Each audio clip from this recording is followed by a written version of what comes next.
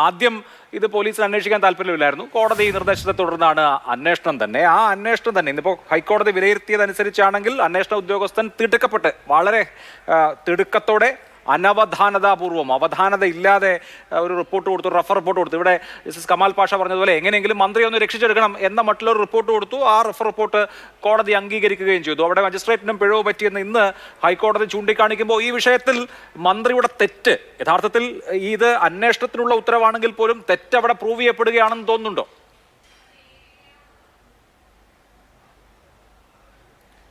തീർച്ചയായും അദ്ദേഹത്തിൻ്റെ വെർബാറ്റം ഇന്നത്തെ ജഡ്ജ്മെൻറ്റിനകത്ത് സ്പെസിഫൈ ചെയ്ത് പറഞ്ഞിട്ടുണ്ട്.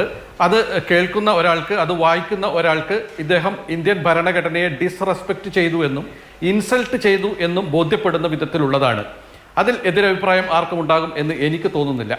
കാരണം അദ്ദേഹം ഒരു ഭരണഘടനയെ പ്രതി സത്യപ്രതിജ്ഞ ചെയ്ത ഒരു വ്യക്തിയാണ്. അദ്ദേഹം ഒരു റൂളിംഗ് പാർട്ടിയുടെ നേതാവാണ്. അദ്ദേഹം ഒരു ലെജിസ്ലേറ്റീവ് അസംബ്ലി മെമ്പറാണ്. അദ്ദേഹത്തിനെതിരെയുള്ള ഒരു അന്വേഷണം സ്വാഭാവികമായിട്ടും ഒരു ബയസ്ഡ് ആവാനുള്ള സാധ്യതയുണ്ട്, അല്ലെങ്കിൽ ഇതുപോലെ ഒരു ലാക്കഡീസിക്കൽ മാനറിൽ ആവാനുള്ള സാധ്യതയുണ്ട്, ഒരു അൺഫെയർ ആവാനും അൺസയന്റിഫിക് ആവാനുമുള്ള സാധ്യത ഉണ്ടായിരുന്നു. അത് തന്നെയാണ് ഇതിനകത്ത് സംഭവിച്ചിട്ടുള്ളതും. ഇതിനകത്ത് പ്രൈമ ഫേസ് കേസ് എടുക്കാൻ പോലും പോലീസ് അന്ന് തയ്യാറായിരുന്നില്ല. അതുപോലെ തന്നെ സൂപ്രണ്ട് ഓഫ് പോലീസിന് പത്തനംതിട്ടയ്ക്ക് പരാതി കൊടുത്തപ്പോഴും സൂപ്രണ്ട് ഓഫ് പോലീസും അതിനകത്ത് യാതൊരുവിധ അപ്രോപ്രിയേറ്റ് ആക്ഷനും എടുത്തില്ല. അതിനുശേഷമാണ് എനിക്ക് Thiruvalla judicial first class magistrate കോടതിയെ സമീപിക്കേണ്ടി വന്നതും ഇതിനകത്ത് ക്രൈം രജിസ്റ്റർ ചെയ്തത്. ക്രൈം രജിസ്റ്റർ ചെയ്യപ്പെടുന്നത് വരെ അദ്ദേഹം ഇതിനകത്ത് രാജിവെക്കേണ്ടുന്ന കാര്യമില്ല, ഒരു ഒഫൻസ് ഇല്ല എന്നുള്ള നിലപാട് തന്നെയാണ് ഈ കേസിനകത്തുള്ള അക്യൂസ്ഡ് സ്വീകരിച്ചിരുന്നത്. അതിനുശേഷം ക്രൈം രജിസ്റ്റർ ചെയ്തതിന് ശേഷമാണ് അദ്ദേഹം രാജിവെക്കാൻ പോലും തയ്യാറായിട്ടുള്ളത്. ആ സ്റ്റാറ്റസിലേക്ക് തന്നെയാണ് പിന്നീട് അദ്ദേഹം സത്യപ്രതിജ്ഞ ചെയ്യുന്നത് നമ്മൾ കണ്ടു. ആ സത്യപ്രതിജ്ഞ ചെയ്യുന്ന വേളയിൽ അദ്ദേഹം പറഞ്ഞത് ഞാൻ കുറ്റവിമുക്തനാക്കപ്പെട്ടു എന്നുള്ളതാണ്. ശരി, അന്ന് സത്യപ്രതിജ്ഞ ഈ റഫർ റിപ്പോർട്ടിന്റെ ബലത്തിൽ സത്യപ്രതിജ്ഞ ചെയ്യുന്നു.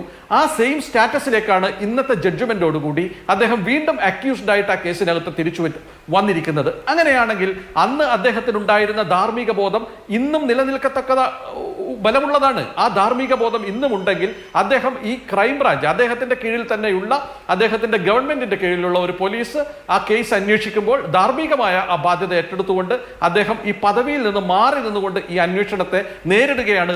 ജനാധിപത്യവും നമ്മുടെ ഭരണഘടനയ്ക്ക് വിധേയമായി അദ്ദേഹം പെരുമാറുന്നുണ്ട് എന്നുള്ളതിനും നമുക്ക് മനസ്സിലാക്കാൻ പറ്റുന്നത്. അല്ല, അദ്ദേഹം രാജിവെക്കില്ല എന്ന് പറഞ്ഞു കഴിഞ്ഞു. അഡ്വക്കേറ്റ് ബൈജു നോയൽ, മറ്റൊരു കാര്യമുള്ളത്, പ്രധാനപ്പെട്ട ഒരു കാര്യമുള്ളത്, ഇപ്പോൾ ആദ്യത്തെ അന്വേഷണം, ഇവിടെ താങ്കൾ സൂചിപ്പിച്ച അന്വേഷണം, അവിടെ ഈ തെളിവുകൾ ഫോറൻസിക് പരിശോധനയ്ക്ക് അയച്ചിട്ട്, ഇലക്ട്രോണിക് തെളിവുകൾ ഫോറൻസിക് പരിശോധനയ്ക്ക് അയച്ചിട്ട് അതിന്റെ റിപ്പോർട്ട് വരുന്നതിന് മുൻപാണ് ക്ലോഷർ റിപ്പോർട്ട് കോടതിയിൽ കൊടുക്കുന്നത്. മനഃപൂർവ്വമായി മന്ത്രി ഭരണഘടനയെ അവഹേളിച്ചിട്ടില്ല എന്ന റിപ്പോർട്ട് കൊടുക്കുന്നത്, കോടതി അത് അംഗീകരിക്കുന്നത്. അങ്ങനെ പാർട്ടി സമ്മേളനത്തിൽ പങ്കെടുത്ത 39 പേരുടെ മൊഴിയെടുത്ത് ഇക്കാര്യത്തിൽ മന്ത്രി ഇന്റൻഷണലായി അല്ല വിമർശനം ഉന്നയിച്ചത്, അവഹേളനം നടത്തിയത് എന്ന് റിപ്പോർട്ട് കൊടുത്ത അതേ സംവിധാനം അതിപ്പോൾ ക്രൈംബ്രാഞ്ച് ഇനിയിപ്പോൾ അന്വേഷിക്കുമ്പോഴായാലും അതിനെന്തെങ്കിലും മാറ്റം ഉണ്ടാവുമെന്ന് താങ്കൾ ആത്മാർത്ഥമായി വിചാരിക്കുന്നുണ്ടോ?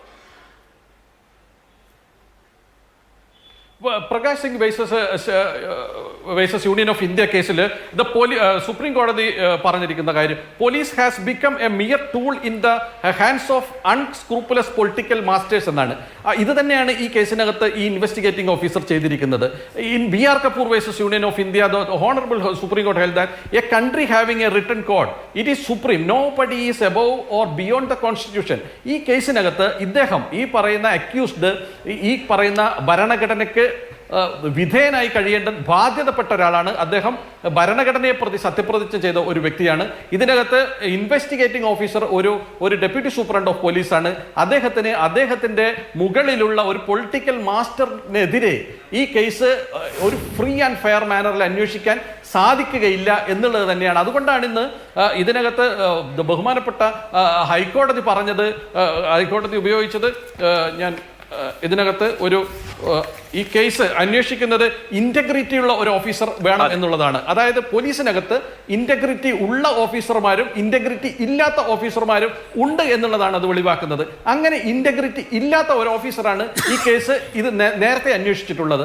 അതുകൊണ്ടാണ് അത് കോടതി എടുത്തു പറഞ്ഞത്, ഇതിനകത്ത് ഇനി അന്വേഷിക്കുമ്പോൾ ഒരു ഇന്റഗ്രിറ്റി ഉള്ള ഒരു ഓഫീസറെ കൊണ്ട് ഈ കേസ് അന്വേഷിപ്പിക്കണം. എങ്കിൽ തന്നെയും ഇത് ക്രൈംബ്രാഞ്ച് ഈ കേസ് അന്വേഷിക്കുമ്പോഴും ഇതിനകത്ത് ഈ പറയുന്ന പൊളിറ്റിക്കൽ പ്രഷർ ഉണ്ടാകാനുള്ള സാധ്യതയുണ്ട്. അതുകൊണ്ടാണ് ഞാൻ ഞാൻ ഈ കേസിനകത്ത് CBI പോലെ ഒരു സെൻട്രൽ ഏജൻസി വേണമെന്ന് പറഞ്ഞത്.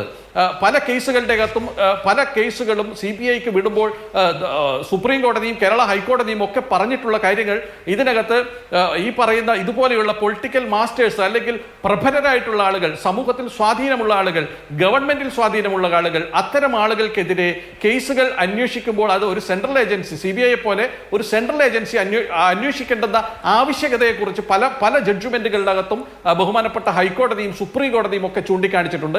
അതുകൊണ്ടാണ് ഞാൻ ഈ കേസിനകത്തും CBI പോലെ ഒരു ഏജൻസി അന്വേഷിക്കണമെന്ന് പറഞ്ഞത്. അല്ല എങ്കിൽ ഇതുപോലെയുള്ള അന്വേഷണ ഉദ്യോഗസ്ഥന്മാർ ഈ കേസിനകത്തും ഇൻവെസ്റ്റിഗേറ്റിംഗ് ഓഫീസർമാരായി കടന്നു വരികയും അവരുടെ മുകളിൽ ഈ പറയുന്ന ആളുകൾക്ക് രക്ഷപ്പെടാനുള്ള എല്ലാവിധ സമ്മർദ്ദങ്ങളും ചെലുത്താനും നമ്മുടെ രാഷ്ട്രീയ നേതൃത്വം മടി കാണിക്കുകയില്ല.